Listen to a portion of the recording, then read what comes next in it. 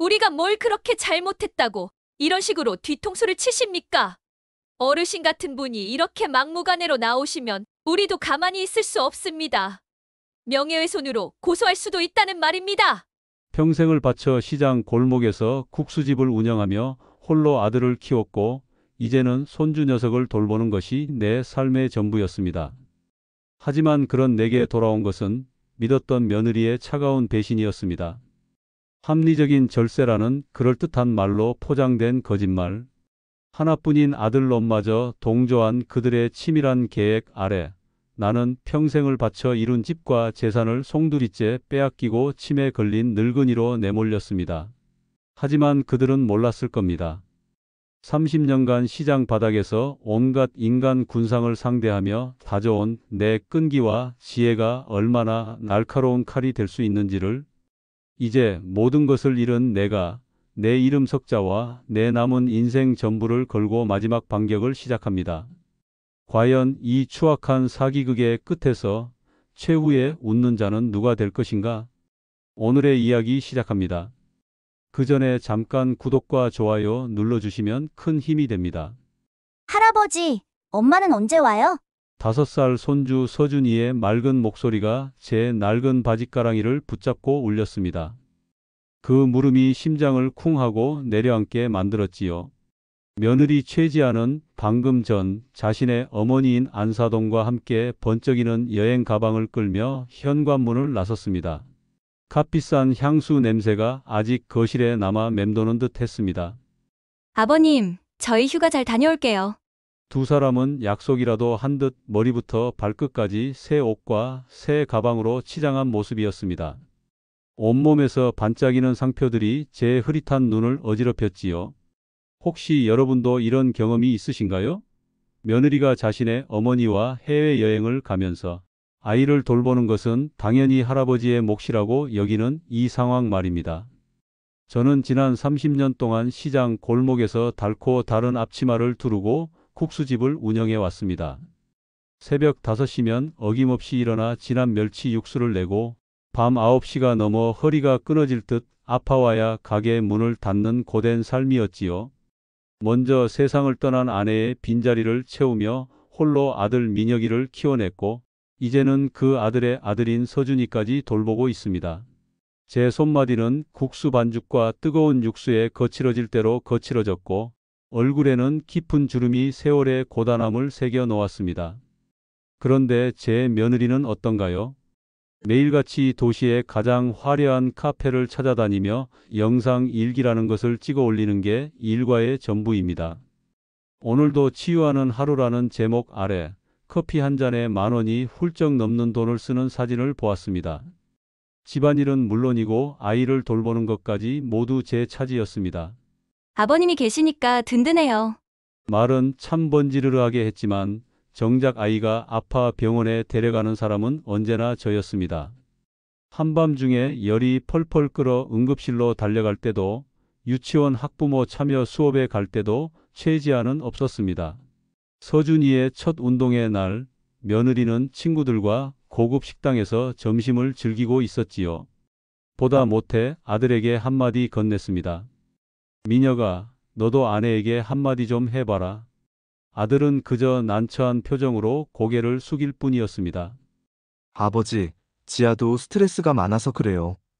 회사 일이 바쁘다는 핑계로 늘 한 발짝 물러서 있었지요. 제 아들은 아내의 눈치만 살피며 단 한 번도 제 편을 들어준 적이 없습니다. 떠나기 직전 며느리가 제게 던진 한마디가 귓가에 계속 맴돌았습니다. 아버님, 저희 세대는 합리적으로 생각해요. 합리적이라니? 그럼 평생을 가족을 위해 헌신하고 희생해온 제 삶은 비합리적이라는 뜻일까요? 정이 많은 것이 어리석은 것이 되는 세상이 온 것인지 마음이 서글퍼졌습니다. 그날 밤 서준이를 재우고 홀로 거실 소파에 깊숙이 몸을 묻었습니다. 창밖으로 보이는 아파트 단지의 불빛들을 하염없이 바라보며 문득 이런 생각이 들었습니다. 정말 제가 이렇게 당하고만 살아야 하는 걸까요? 국수집을 운영하며 별의별 진상 손님들을 다 겪어냈는데 왜 정작 내 집 안에서만은 이토록 무력해지는 것인지 알 수 없었습니다. 마음 한구석에서 무언가 아주 크게 잘못되었다는 경고음이 울리고 있었습니다. 그저 할아버지라는 이름 아래, 아버지라는 책임감 아래, 모든 것을 감내하기에는 제가 포기하고 있는 것들이 너무나도 많다는 생각이 들었습니다. 제 삶의 마지막 장을 이렇게 무기력하게 넘길 수는 없었습니다. 며느리가 떠난 지 나흘째 되던 날이었습니다. 저는 평소처럼 서준이와 함께 아침을 먹고 있었습니다. 아이의 재롱에 억지로 웃어 보였지만 마음 한구석에 자리 잡은 불안감은 쉬이 가시지 않았습니다. 바로 그때였습니다. 제 낡은 휴대전화에 짧은 진동이 울렸습니다. 문자 메시지 한 통이 도착해 있었지요. 발신자를 확인하니 부동산 등기소라고 되어 있더군요. 무심코 메시지를 열어본 순간 저는 들고 있던 숟가락을 놓칠 뻔했습니다. 등기 전자 신청이 완료되었습니다. 신청인 최지아. 등기라니? 대체 무슨 등기를 신청했다는 말인가? 할아버지, 왜 그래요? 서준이가 제 얼굴을 살피며 걱정스럽게 물었지만 저는 아무 대답도 할 수 없었습니다. 눈앞이 아찔해지며 다시 한번 메시지를 읽어보았습니다. 분명히 제 며느리 최지아의 이름으로 무언가 등기 신청을 했다고 나와 있었습니다. 떨리는 손으로 아들 민혁이에게 전화를 걸었습니다. 민혁아, 지아가 무슨 등기 신청을 했다는데 너 혹시 아는 거냐? 네. 그게 무슨 말씀이세요, 아버지? 지아가 등기 신청을 했다고요? 수화기 너머로 민혁이의 당황하는 목소리가 들려왔습니다. 아버지, 그거 스팸 문자 아니에요? 지아는 지금 외국에 있는데 무슨 등기를 해요? 하지만 제 가슴은 이미 쿵쾅거리기 시작했습니다. 30년간 시장 바닥에서 장사를 하며 길러진 직감이 무언가 아주 잘못되었다고, 이건 절대 그냥 넘길 일이 아니라고 소리치고 있었습니다. 저는 곧장 자리에서 일어났습니다. 동사무소로 달려가야 했습니다. 서준이의 작은 손을 꼭 잡고 저는 뛰다시피 집을 나섰습니다. 숨이 턱까지 차올랐지만 멈출 수 없었지요. 동사무소에 도착해 창구 직원에게 다급하게 말했습니다. 등기부등본 좀 떼어주시오. 직원이 저희 집 주소를 컴퓨터에 입력하더니 화면을 한참 들여다보며 고개를 갸웃거렸습니다. 어르신, 이거 어제 날짜로 소유권 일부가 이전된 걸로 나오는데요. 뭐라고요? 집 지분 중에서 일부가 최지아 씨 명의로 넘어갔습니다. 어제 오후 2시에 전자등기로 접수되었네요. 머리가 핑 돌았습니다. 어제 오후 2시라면 최지아는 분명히 비행기 안에 있을 시간이었습니다. 아니, 그게 어떻게 가능한 일입니까? 본인이 없는데? 위임장이 있으면 가능합니다.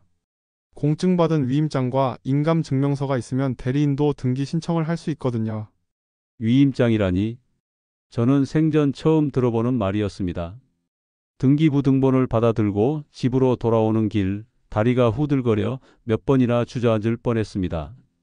이게 대체 무슨 일인가? 집에 도착하자마자 최지아에게 전화를 걸었습니다. 신호음이 몇 번 울리고 며느리의 태평한 목소리가 들려왔습니다. 여보세요, 아버님. 너 대체 무슨 짓을 한 거냐? 네?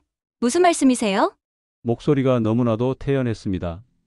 마치 아무것도 모르는 사람처럼 말입니다. 집 등기를 내 이름으로 옮겼지 않느냐? 아, 그거요? 아버님, 그건 합법적인 절차예요. 세금 문제 때문에 꼭 필요한 일이었어요. 합법? 내가 언제 허락했다고? 누가 허락했어? 민혁 씨가 전부 처리했어요. 아버님도 동의하셨다고 들었는데요. 전화를 끊고 나서 온몸이 부들부들 떨렸습니다. 내가 언제 동의했다는 말인가? 그날 밤 민혁이가 퇴근하고 집에 돌아왔을 때 저는 불 꺼진 거실에서 아들을 기다리고 있었습니다. 민혁아, 이리 와서 앉아봐라. 아버지, 무슨 일이세요? 너 정말 아무것도 모르는 거냐? 집 등기 말이다. 민혁이의 얼굴이 순간 하얗게 굳어지는 것을 보았습니다. 역시 알고 있었구나. 아버지, 그건 언제부터냐? 이 아비를 속인 게. 속인 게 아니에요. 세금 때문에 어쩔 수 없이. 세금? 대체 무슨 세금? 민혁이가 한참을 머뭇거리더니 결국 모든 것을 털어놓았습니다. 상속세 절세 방법이라고 했어요. 지아 어머니가 알아봤는데 미리 증여 등기를 해놓으면 나중에 세금을 훨씬 덜 낼 수 있다고. 안 사돈이 꾸민 일이었습니다. 그제야 모든 조각이 맞춰졌습니다. 저는 그 순간 깨달았습니다. 이것은 단순한 실수가 아니라 아주 오래전부터 치밀하게 계획된 사기극이라는 것을요. 다음 날 아침 저는 곧바로 행동에 나섰습니다. 아들 민혁이가 출근하고 손주 서준이를 유치원에 보낸 뒤 등기부등본에 적혀 있던 법무사 사무실 주소를 찾아갔습니다. 30년간 국수가락을 뽑아내던 손으로 이제는 제 인생을 통째로 되찾기 위한 서류를 꽉 쥐고 있었지요. 사무실 문을 열고 들어가자 젊은 법무사가 저를 위아래로 훑어보더니 차갑게 말했습니다. 어르신, 무슨 일로 오셨습니까? 내 집 등기를 누가 마음대로 바꿨는데 어떻게 된 일인지 확인하러 왔소. 법무사는 귀찮다는 듯 서류철을 뒤적이더니 제 앞에 서류 몇 장을 탁 내려놓았습니다. 어르신, 모든 건 정식 절차를 거쳐서 처리된 겁니다. 여기 보시지요. 위임장도 공증까지 받은 것이고 어르신 인감도장과 인감증명서까지 완벽하게 첨부되어 있습니다. 서류를 들여다보는 순간 숨이 멎는 것 같았습니다. 분명 제 도장이 찍혀 있었습니다. 하지만 저는 이런 서류에 도장을 찍어준 기억이 전혀 없었습니다. 이건 가짜요. 나는 이런 서류에 도장을 찍어준 적이 없단 말이오. 어르신, 함부로 말씀하시면 곤란합니다. 이건 공증을 받은 정식 서류라고 몇 번을 말씀드립니까? 나이 드신 분들이 가끔 중요한 일을 깜빡하시는 경우가 종종 있습니다. 아드님께 다시 한번 잘 확인해 보시죠. 법무사는 저를 기억력 없는 늙은이 취급하며 자리에서 일어났습니다. 깜빡한다니. 제가 치매라도 걸렸다는 말입니까? 사무실을 나서는데 온몸에 힘이 빠졌습니다. 집으로 돌아와 굳게 닫힌 제 방 서랍을 열었습니다. 그 안에 고이 모셔두었던 인감도장이 사라지고 없었습니다. 그제야 기억의 조각 하나가 떠올랐습니다. 지난달 며느리 최지아가 보험 서류를 정리해야 한다며 종이 몇 장을 들고 와서는 급하게 도장을 찍어달라고 재촉했던 일이 있었습니다. 아이를 돌보느라 정신이 없던 저는 서류를 제대로 확인하지도 못한 채 도장을 내어주었던 것입니다. 그게 위임장이었구나. 그날 밤 저는 아들 민혁이를 다시 추궁했습니다. 민혁아, 내 와이프가 위임장에 내 도장을 찍을 때 너는 옆에서 보고만 있었더냐? 내 인감증명서는 어떻게 손에 넣은 것이야? 민혁이는 고개를 푹 숙인 채 아무 말도 하지 못했습니다. 그 침묵이 모든 것을 인정하고 있었습니다. 아버지, 오해하지 마세요. 우리 가족 세금 절약하려고 한 일이에요. 오해? 내 평생이 담긴 집을 이 아비 모르게 남의 이름으로 바꿔놓고 오해라고? 내 놈은 내 아비보다 내 마누라가 더 무서웠더냐? 바로 그때 며느리에게서 전화가 걸려왔습니다. 아마 민혁이에게서 모든 상황을 전해 들었겠지요.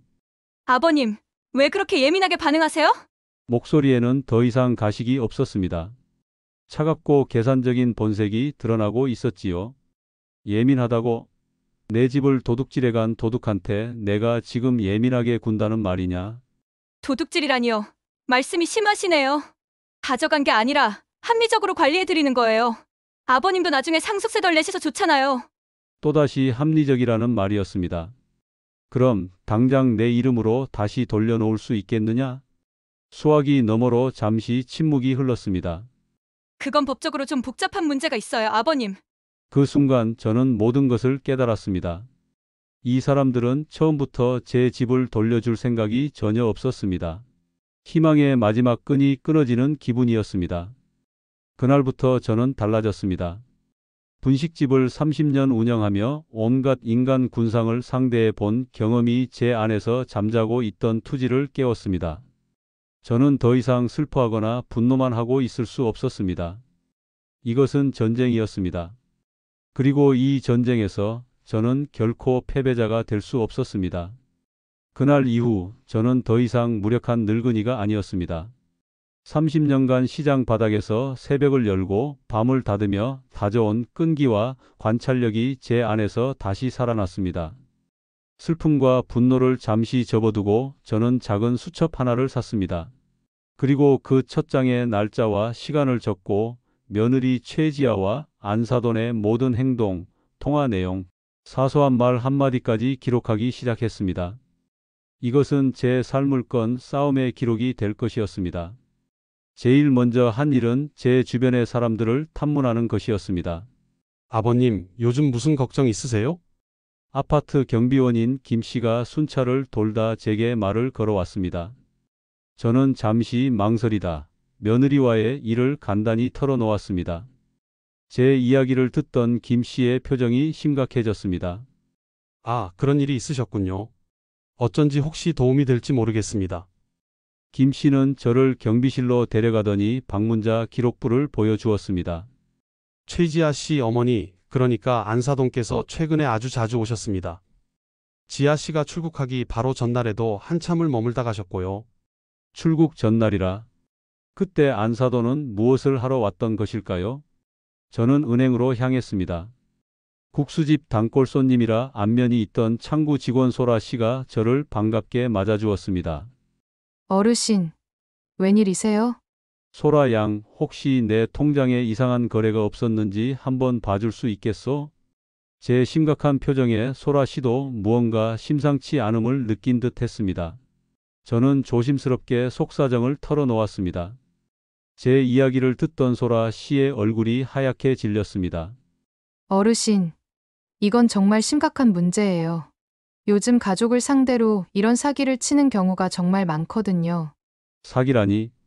소라 씨가 제 통장 내역을 확인해 보더니 깜짝 놀라며 화면을 가리켰습니다. 어르신, 이것 좀 보세요. 지난달에 3천만 원이라는 큰돈이 빠져나갔어요. 정말이었습니다. 제 평생 모은 돈의 일부가 제가 모르는 사이에 감쪽같이 사라져 있었습니다. 아니, 이게 언제 이렇게 빠져나갔단 말인가? 최지아 씨 명의의 계좌로 이체되었네요. 인터넷 뱅킹으로 처리되었습니다. 인터넷 뱅킹이라니. 저는 그런 것을 할 줄도 모르는 사람이었습니다. 집에 돌아와 아들 민혁이를 앉혀놓고 다그쳤습니다. 민혁아, 내 통장에서 돈이 빠져나간 것도 내 놈이 알고 있었더냐? 아버지, 그건 또 세금 핑계를 댈 테냐? 민혁이는 결국 모든 것을 실토했습니다. 최지아가 태국 여행 경비와 쇼핑 자금이 필요하다며 급하게 쓸 일이 있다고 했다는 겁니다. 그때 마침 동네 파출소에서 근무하는 한결이가 저희 집을 찾아왔습니다. 아파트 절도 사건 때문에 탐문 수사를 하러 온 것이었는데 저는 한결이를 붙잡고 모든 상황을 설명하며 조언을 구했습니다. 어르신, 이건 완전히 계획적인 가족 사기입니다. 정말 그런 게냐? 내 위임장 위조, 무단 계좌 이체, 모두 명백한 범죄입니다.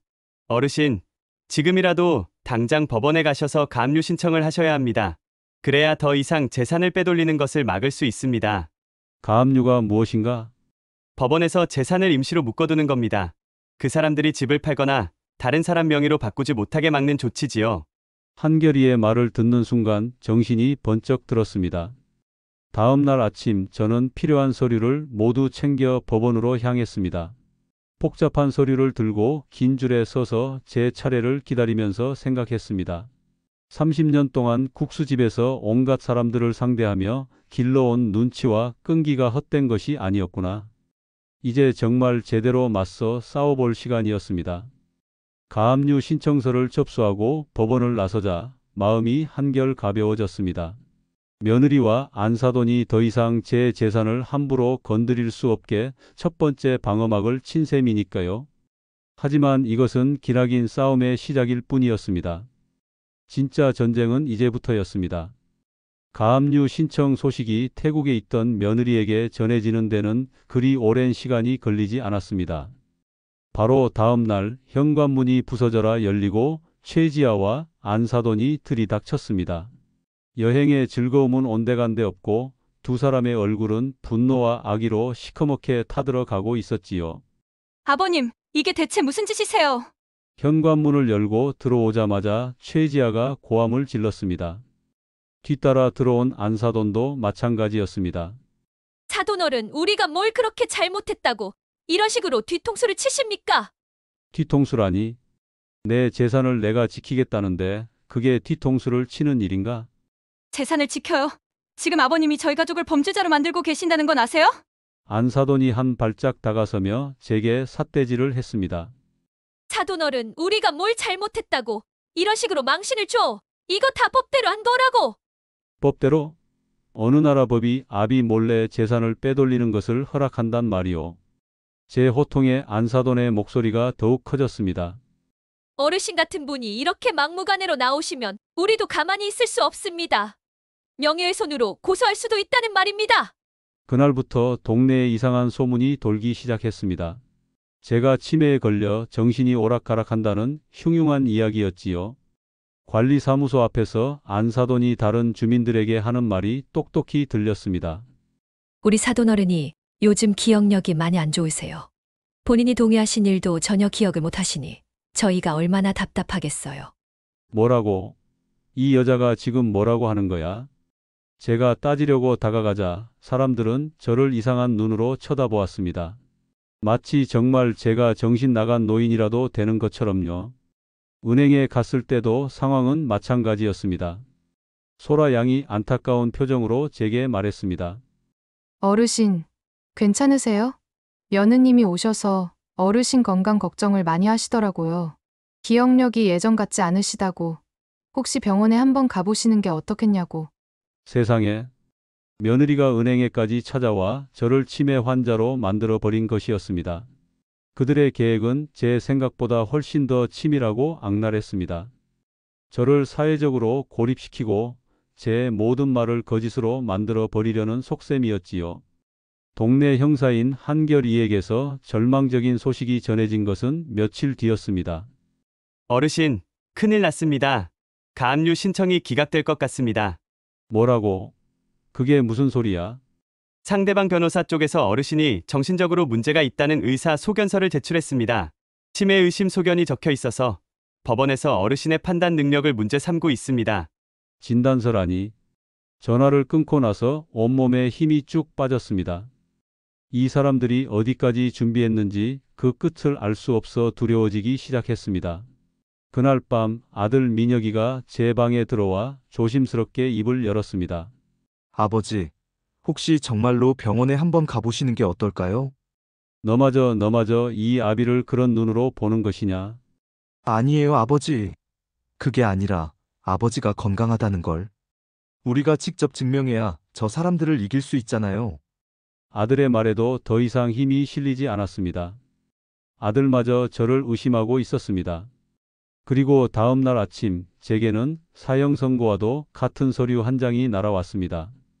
집 명의가 완전히 바뀌었으니 집을 비우라는 차가운 글씨로 적힌 퇴거 통보서였습니다. 한 달 안에 이사 나가세요, 아버님. 법적으로 이 집은 이제 제 집이니까요. 최지아는 승자의 미소를 지으며 제게 말했습니다. 그 순간 가슴에 커다란 구멍이 뻥 뚫리는 것 같았습니다. 평생을 바쳐 지켜온 내 집에서 내 가족에게 쫓겨나게 생겼구나. 모든 것이 끝났다고 생각했습니다. 하지만 포기할 수는 없었습니다. 손주 서준이가 할아버지, 우리 어디 가요? 라고 물어볼 해맑은 얼굴을 떠올리니 이대로 무너질 수는 없었습니다. 그날 밤 저는 극심한 스트레스로 혈압이 올라 결국 쓰러지고 말았습니다. 응급실에 실려간 저를 보며 의사는 위험한 상태라고 경고했습니다. 병상에 누워 있는데 최지아와 안사돈이 병문안을 왔습니다. 그들의 얼굴에는 걱정이 아닌 귀찮음과 계산이 서려 있었지요. 아버님, 이제 그만하세요. 저희도 아버님 건강이 걱정돼서 드리는 말씀이에요. 병원비는 저희가 내드릴게요. 대신 더 이상 법적인 문제는 일으키지 않으시겠다고 약속해 주세요. 안사돈이 쐐기를 박았습니다. 어르신 연세에 이런 스트레스 계속 받으시면 정말로 치매가 올 수도 있습니다. 치매. 그들은 저를 정말로 정신병자로 만들어 이 싸움을 끝내려는 속셈이었습니다. 퇴원하고 집에 돌아왔을 때 집안의 풍경은 완전히 바뀌어 있었습니다. 제 방에 있던 낡은 가구와 손때 묻은 물건들이 상당수 사라지고 그 자리에는 며느리의 화려한 물건들이 채워져 있었습니다.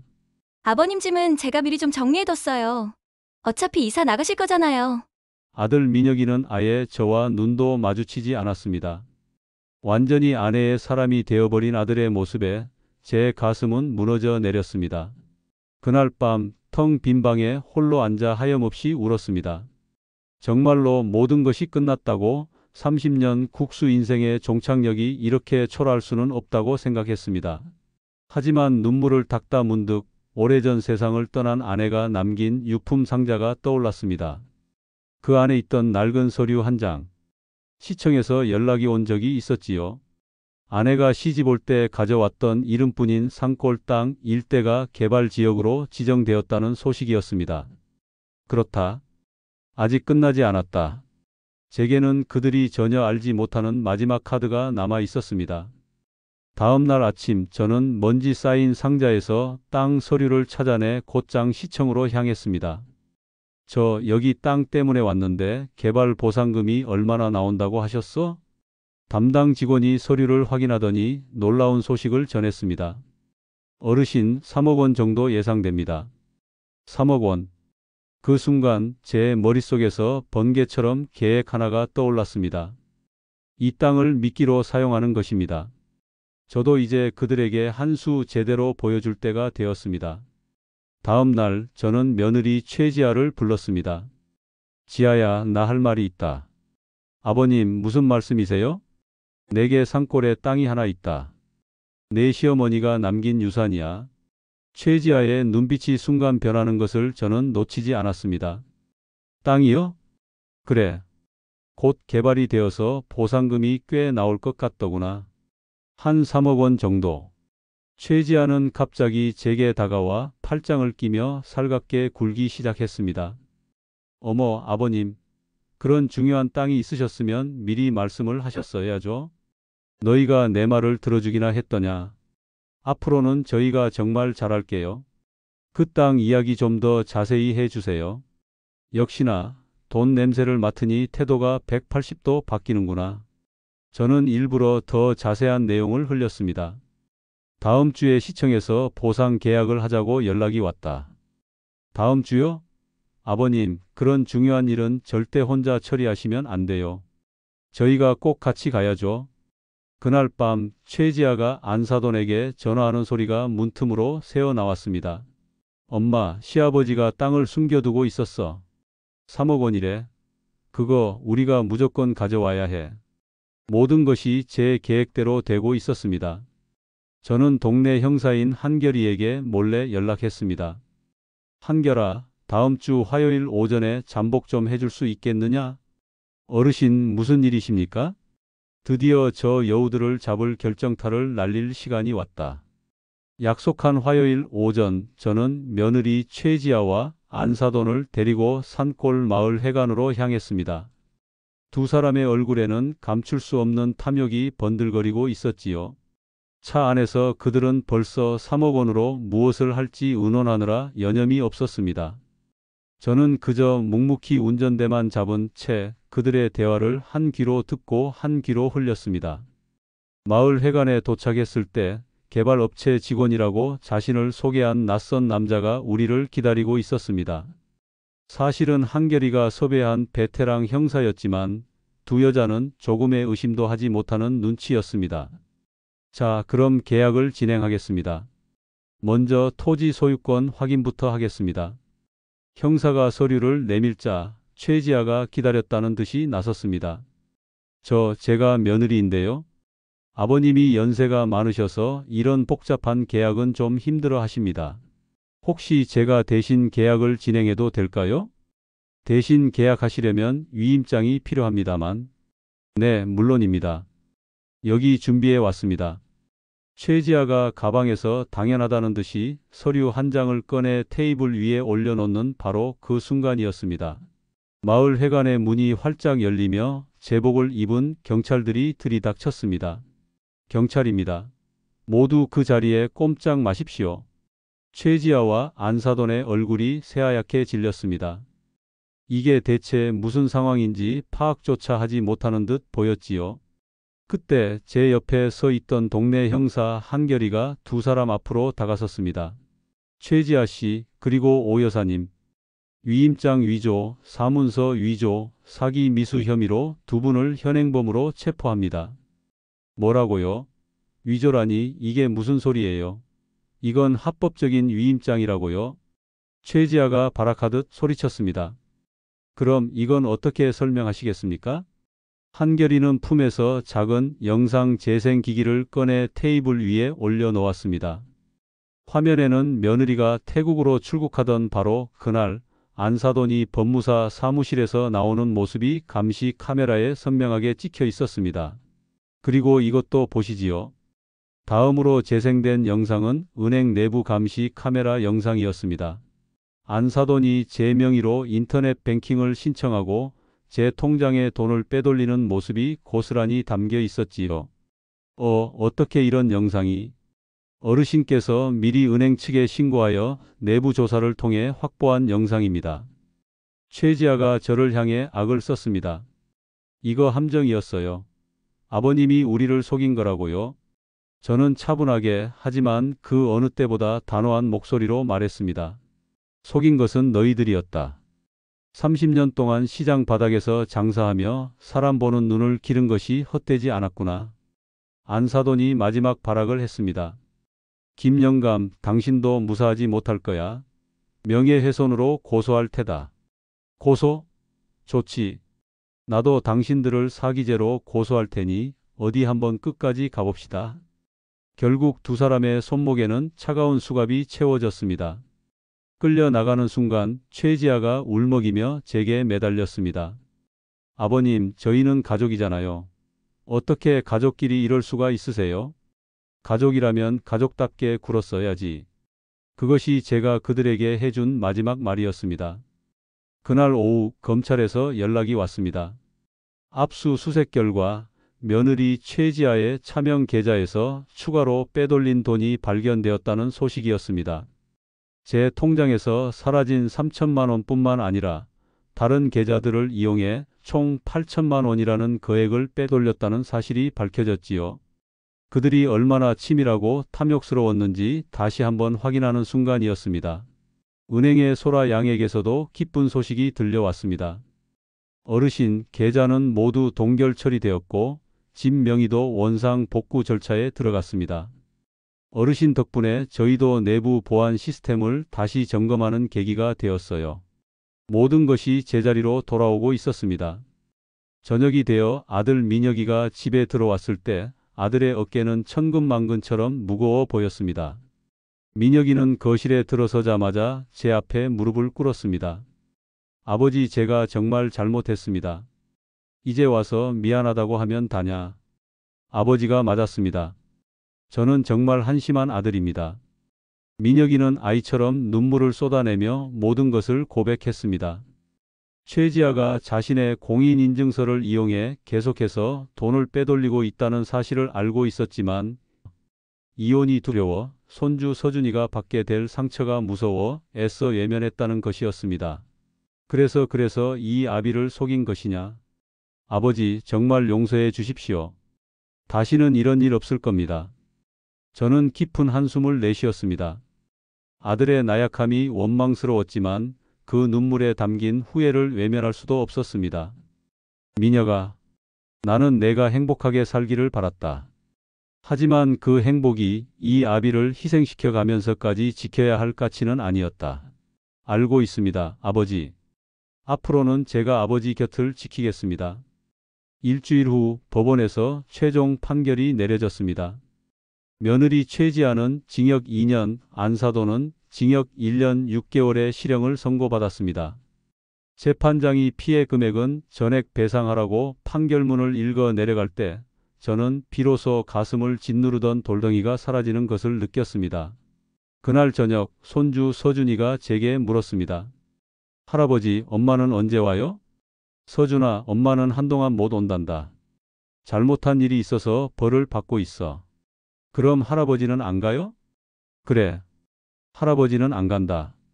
할아버지는 우리 서준이랑 계속 같이 있을 거야. 아이를 품에 꼭 껴안았습니다. 한 달 후 저는 생애 처음으로 제주도행 비행기에 몸을 실었습니다. 시장에서 함께 고생했던 동료 상인들과 함께였습니다. 비행기가 푸른 하늘로 솟아오를 때 창밖으로 보이는 바다를 보며 생각했습니다. 30년 동안 국수 가락을 뽑아내며 다져온 끈기와 사람 보는 눈이 결국 제 인생을 지켜주었구나.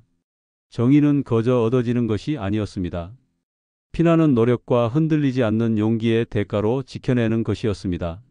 저는 더 이상 희생만 하는 무력한 늙은이가 아니었습니다. 제 삶과 가족을 지켜낸 당당한 승자였습니다.